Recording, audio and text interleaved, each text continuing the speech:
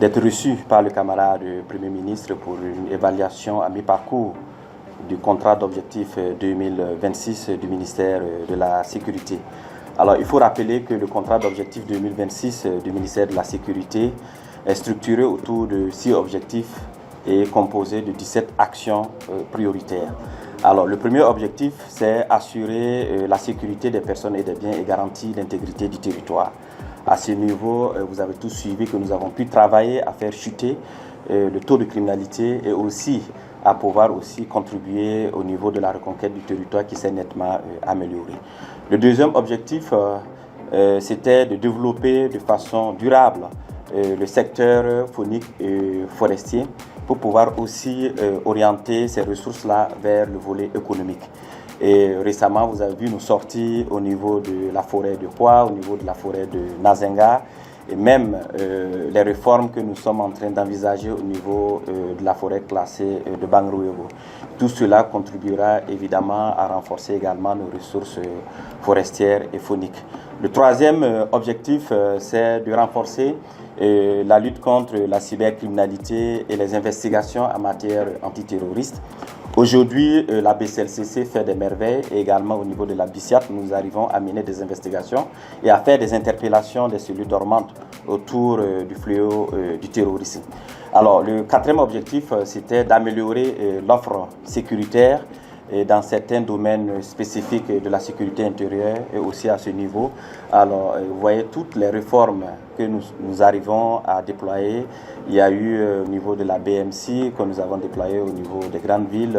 Bientôt, nous allons déployer également la brigade au niveau des eaux et forêts et également au niveau de la gendarmerie. Cinquième objectif, c'était de renforcer les capacités institutionnelles organisationnelles du ministère. Et le dernier objectif, sixième objectif, c'était de renforcer le contrôle et la lutte contre la corruption. À ce niveau, des actions fortes ont été prises, des gens ont été sanctionnés et nous pensons que, alors, c'est fini maintenant la sensibilisation, il faut que les sanctions servent d'exemple pour ceux qui ternissent l'ensemble de tous ces acteurs qui se battent jour et nuit pour que le Burkina Faso reste debout, qui se battent jour et nuit pour pouvoir maintenir l'image très haute de leur institution. Nous avons reçu des instructions fermes. Certes, beaucoup d'efforts ont été déjà consentis. Vous avez vu par moments des gens qui ont été immédiatement radiés, licenciés du Conseil des ministres. Alors, la démarche actuellement, c'est tolérance zéro. Celui qui se fait prendre en prenant de l'argent avec qui que ce soit dans le cadre de la corruption sera purement et simplement radié. Le citoyen aussi qui donne de l'argent, parce qu'en ce moment, lui, il est le corrupteur, il serait aussi poursuivi pour les faits infractionnels liés à son geste. Donc, l'information ici, c'est de partager aussi avec les populations pour les sensibiliser, pour dire que désormais, ils ne doivent pas donner quelque chose à qui que ce soit sans quittance. Quand on paye une amende, il y a forcément une quittance du trésor public qui rassure et qui fait obligation de reverser cet argent au niveau du trésor public et ce pour le bonheur de l'ensemble du peuple burkinabé. Donc, sur la question de corruption, alors les 6 autres mois qui restent, nous allons être fermes et nous allons engager des actions fortes pour que plus jamais, au niveau des forces de sécurité intérieure, on nous classe parmi le top 5 des institutions les plus corrompues. Donc, voilà les 6 objectifs autour desquels nous avons été évalués. Et au sortir de cette évaluation, nous avons pu atteindre un taux de réalisation de 62,81% pour le ministère de la Sécurité. Certes, c'est un taux très satisfaisant, mais cela est également interpellateur. Ce n'est pas parce que nous avons pu atteindre les 62% que nous allons dormir sous nos lauriers. C'est une interpellation aussi, parce qu'en révolution, comme le camarade Premier ministre nous vient de nous dire, en révolution, on ne regarde pas dans le rétroviseur, il faut regarder ce qui est devant.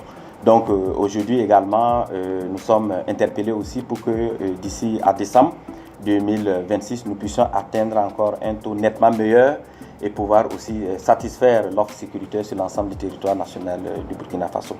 Alors plusieurs initiatives sont en cours. Vous avez aussi vu que récemment, nous avons fait un communiqué pour annoncer que l'opérationnalisation de la vidéo-verbalisation à compter du 1er août 2026 prenant en compte un certain nombre d'infractions au niveau de la sécurité routière. Donc nous avons un plan de communication pour sensibiliser les compatriotes L'objectif n'est pas de sanctionner, mais de pouvoir tout faire pour que nous puissions faire fléchir le taux des accidents. Quand vous prenez actuellement les 6 mois, le premier semestre 2026, nous sommes à plus de 11 000 accidents, près de 9 000 blessés et près de 650 décès uniquement que sur nos routes. Donc c'est des statistiques très élevées et nous avons l'obligation de travailler à faire fléchir ces statistiques et ce pour préserver aussi et assurer la sécurité des personnes et des biens sur l'ensemble du territoire national.